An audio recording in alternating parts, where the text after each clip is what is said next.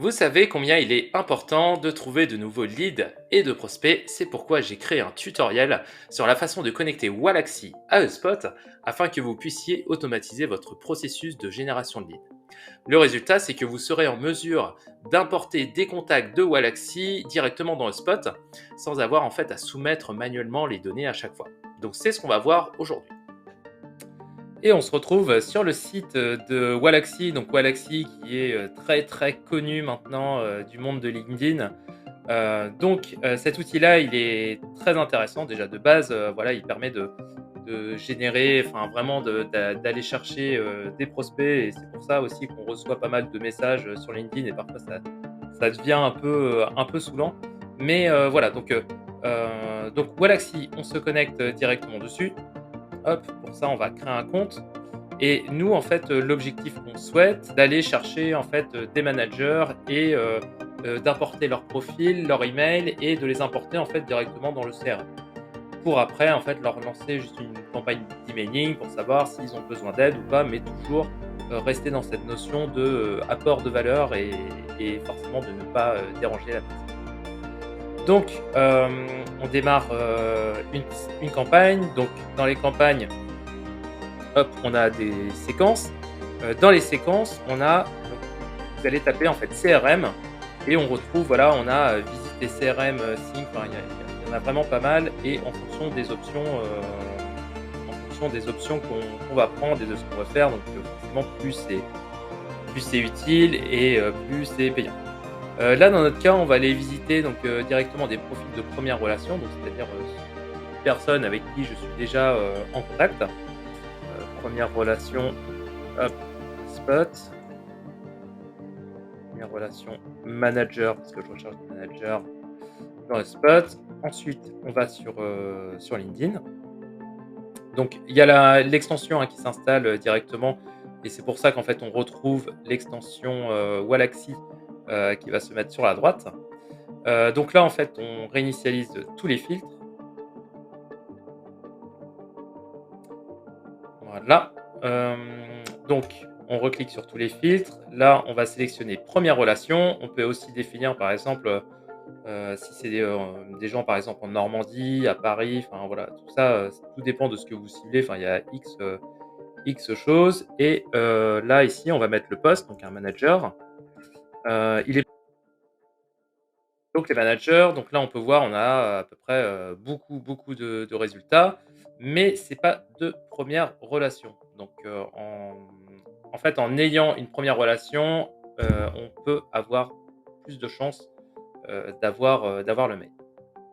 Donc là, voilà, j'ai sélectionné première relation, donc c'est toutes les personnes avec qui, je suis en contact. Donc il y en a peut-être qui peuvent se reconnaître. Hem, donc pour ça, j'ai créé une liste qui s'appelle première relation et voilà, bon, j'ai 155 résultats et ben, j'en ai apporté 150. On descend en bas, on clique valider et donc là, on a l'import qui se fait. Donc là, il y a Wallaxy qui est en train de scanner tous les profils et de récupérer toute la donnée. Sur ma liste donc de première relation, donc on peut voir en fait tous ceux qui ont le arrobas, c'est ceux qui ont en fait un email. Donc voilà, donc il y a tout ça comme contact. Bon, il y en a 34, j'ai pas tout fait en termes d'import pour gagner un petit peu de temps pour faire cette vidéo. Donc maintenant, en fait, nous, ce qui nous intéresse, c'est de retourner à notre campagne. Donc moi, j'ai créé ma liste de prospects. Première relation, hop, et je vais en fait tous les ajouter sur cette liste. Donc ensuite, on a les différents CRM et nous, ce qui nous intéresse, c'est HubSpot. Donc Wallaxy explique ce qu'il faut faire et en fait, il faut se rendre sur Zapier pour créer en fait une passerelle entre Wallaxy et HubSpot. Donc on va aller voir sur Zapier. Hop. Donc pareil, Zapier, c'est un outil qui est très utile. Donc là, ils mettent voilà le type d'algorithme en fait qu'on va retrouver dans Zapier. Donc voilà, on se retrouve maintenant sur Zapier. Donc au début, quand on arrive, c'est pas forcément très clair et lisible, mais en tout cas, en fait, ça va être donc on a un trigger qui permet en fait, celui qui va en fait déclencher l'action. Et derrière, on a des actions. Donc, par exemple, récupérer une adresse mail, récupérer un prénom, un nom, un numéro de téléphone. Donc, là, en fait, Wallaxy, par défaut, ils ont mis ce zap et ils ont mis voilà, plein d'actions derrière. Petite chose quand même, c'est que en fait, on est sur un webbook qui est premium. Donc, faudra qu'on regarde tout à l'heure les plans, mais on est sur quelque chose de payant si on veut vraiment, automatiser en fait cette partie-là. Donc c'est bien vraiment quand on a du volume, à faire. Donc ici, on a un URL de webhook. Donc ça, en fait, c'est ce qui permet en fait de faire la passerelle entre, Wallaxy et Zapier. Donc, voilà, on colle le lien ici. Là, en fait, ça permet de tester. Ça nous dit que ça fonctionne. OK, ça marche. Donc, là, on teste le trigger. Il dit que c'est OK et comme c'est un, c'est un trigger qui est, factice, parce qu'on est sur, j'ai pas le plan qui est payant, mais derrière, en fait, il va générer first name, last name, occupation, enfin voilà, il va récupérer en fait toutes les informations là qu'on a en fait sur ce qui a été récupéré sur Wallaxy. Donc, on clique sur Continue, qui sont fictives, parce qu'il faut passer sur un plan payant. Ensuite, ce qu'on va devoir faire, c'est donc formater en fait la donnée qui se trouve dans Wallaxy. Donc, on clique ici, donc on est bien sur un texte. Ensuite, il va falloir séparer les mots avec la fonction qui s'appelle le split text. Ensuite, on va rentrer l'email. Comme vous voyez, on a des points-virgules après, donc il va falloir les séparer donc avec le séparateur point-virgule. Et on va lui dire en fait de mettre en fait une nouvelle ligne à chaque nouvelle item. Donc pour cela, on utilise la fonction qui s'appelle All as a line item. J'arrête. OK, donc test. OK, donc là, forcément, ça va fonctionner parce que c'est pas très compliqué, mais en tout cas sur Zapier, à chaque fois, voilà, il met un check et si jamais il y a un problème, derrière, bah, voilà, il l'affiche et on peut voir ici comment la donnée est directement formatée. Donc on continue et on fait tout ça en fait pour le prénom. Donc là, par exemple, sur le texte, on va récupérer le first name qui est ici, séparateur ici, OK, point virgule. En fait là c'est toujours pareil, on peut ajouter autant de données qu'on le souhaite, que ça soit prénom, nom, email, information sur le profil ou vraiment une information qui peut être pertinente. Par exemple, si la personne, moi dans mon cas, ça serait, si la personne utilise Spot déjà, derrière je sais que, je vais pouvoir en fait l'accompagner pour voilà lui proposer, de l'aide sur Spot. Donc on se retrouve, ici sur, notre, fichier, Google Sheet, parce qu'en fait ça fait Wallaxy vers Google Sheet et Google Sheet vers HubSpot. Donc pour ça, en fait, il faut mettre, dans la première ligne, on va mettre, prénom, nom, email, enfin voilà, toutes les informations, sachant que nous, dans notre Zap, là, on n'a pas le prénom et le nom, on a juste, l'email. Donc bon, après, c'est vrai que c'est pas forcément inutile parce qu'on n'aura pas d'autres informations, on n'aura que le mail. Donc pour ça, en fait, il va falloir, en fait, retourner sur notre Zap. Là, en fait, on va créer donc des nouvelles lignes. On va sélectionner donc le Google Sheet qui est actuel. Hop, et là, on va choisir donc Google Drive. On va choisir le spreadsheet, donc là par exemple Wallaxy.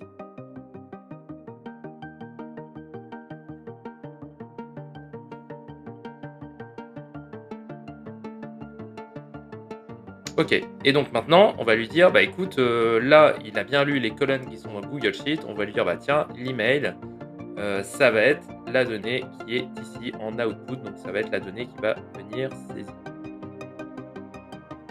On clique sur Continue. OK.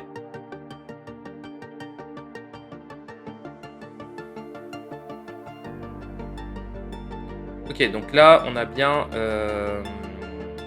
donc ce qu'il va faire, il va mettre en colonne C, il va mettre l'adresse mail. Forcément, c'est vide pour les autres, mais on peut imaginer que ça va être bien bon. Ensuite, ce qu'il faut faire, c'est aller sur HubSpot. Donc là, on a plusieurs Heu, Fonctionnalité en fait dans HubSpot, on peut ajouter, les contacts à une liste. Ça peut être assez, intéressant pour voir comment ça a été importé. On peut créer un contact, à savoir que l'identifiant unique, sur HubSpot, c'est l'adresse mail. Donc en fait, soit l'adresse mail est présente, donc à ce moment-là, ça ne va pas créer de contact, ou soit l'adresse mail n'est pas présente et à ce moment-là, ça va créer un contact. Donc ensuite, je vais sélectionner mon compte directement. Hop, voilà. On a encore d'autres choses à valider. Donc là, en fait, c'est toutes les propriétés, qui sont lues dans HubSpot. Donc vous avez vos propriétés de contact. Alors propriétés de contact, hein, je suis désolé, j'ai une connexion qui est, super lente. C'est les propriétés qui sont ici, affichées, sur une page, de contact. Et pour afficher toutes ces propriétés, derrière, hop, voilà, on a l'éditeur de propriétés, donc on peut créer autant de propriétés qu'on le souhaite. Voilà, donc là, on a toutes les propriétés de contact, qui sont, ici sur HubSpot. Donc il y en a, vraiment, énormément. On décoche, là pour avoir, toutes les propriétés. Voilà, donc là, on a toutes les propriétés, de contact, qui sont affichées, ici. Hop, donc on retourne directement et nous, en fait, ce qui va nous intéresser, c'est, de relier forcément l'adresse mail. Donc là, c'est un petit peu, je dirais, c'est un peu la partie, un peu chiante, parce que en fait, vous voyez, il va falloir trouver le champ qui correspond, en fait, à l'adresse mail. Donc voilà, contact information, et là, ici, on a l'email et là, on va saisir, en fait, ce qui a été saisi dans le Google Sheet. Donc nous, en l'occurrence, c'est ça. Donc une fois que c'est fait, on clique sur continue, publier le zap, OK, turn on.